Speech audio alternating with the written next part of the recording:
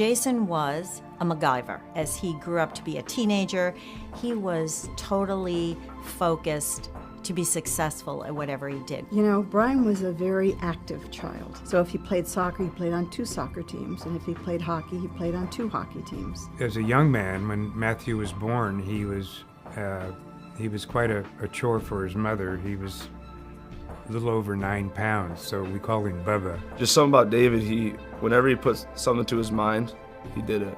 Ready to do whatever came to his plate.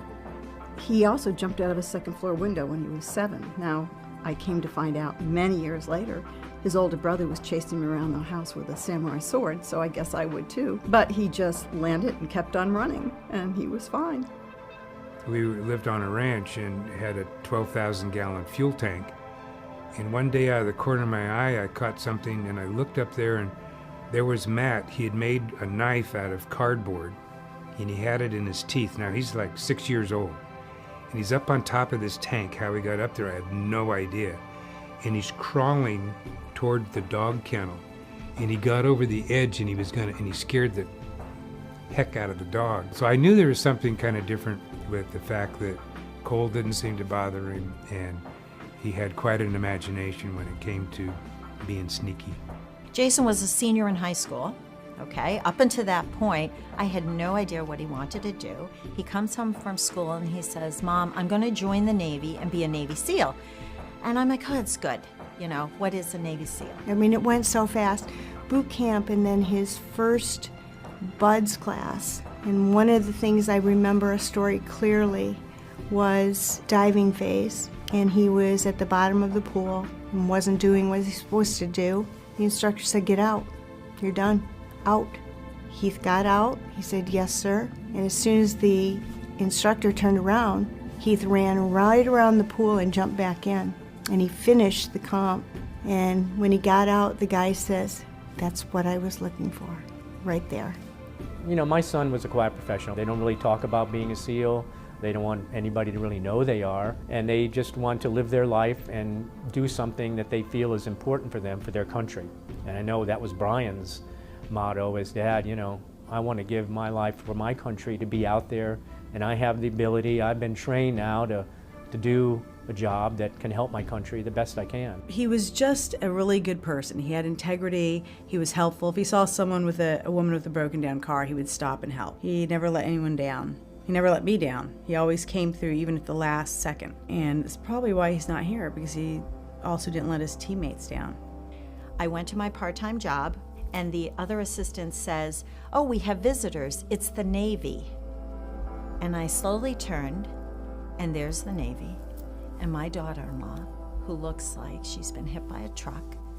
And I know, but I'm not, I didn't move. I stayed there because, you know, mothers are big on denial.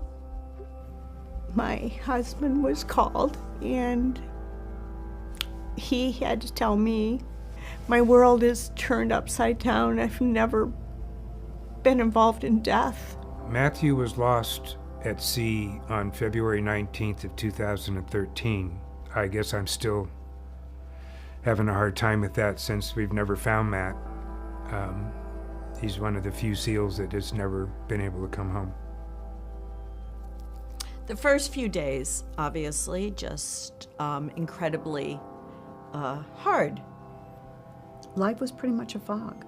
You know, I put one foot in front of the other, and I did what I was told. It was hard to think. It was hard to do anything.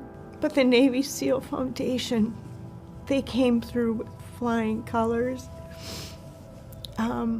And I can't thank them enough for the respect that they had, that they realized the trauma, and that they took care of it. They just take the pressure off the family.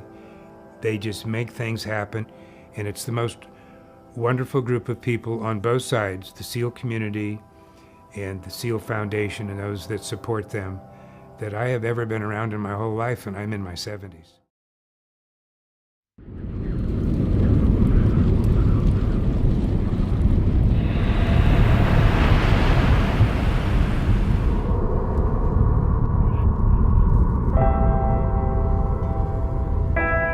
is a hero?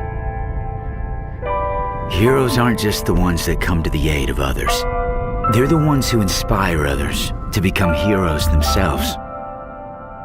It's when you realize the same hands that fight for our freedom on distant battlefields are the ones that hold their daughters on the first day of school.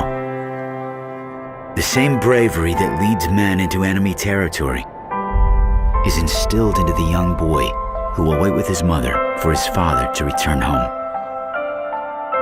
The same strength that leads some to embrace the challenges that lie before them is that which shows a community that adversity isn't something to hide from. It's something to embrace. It's then you see it may be their duty to defend our freedom, but it's all of ours to support them.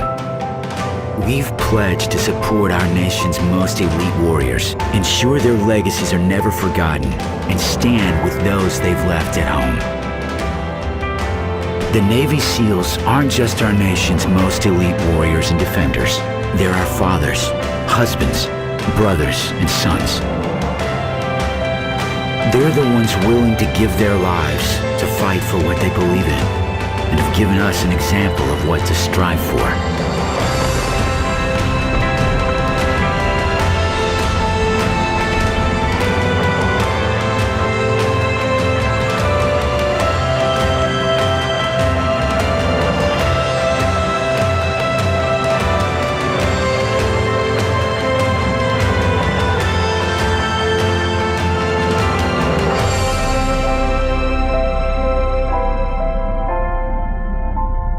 They're the ones who've shown us what a hero can be and how to find a hero waiting inside us all.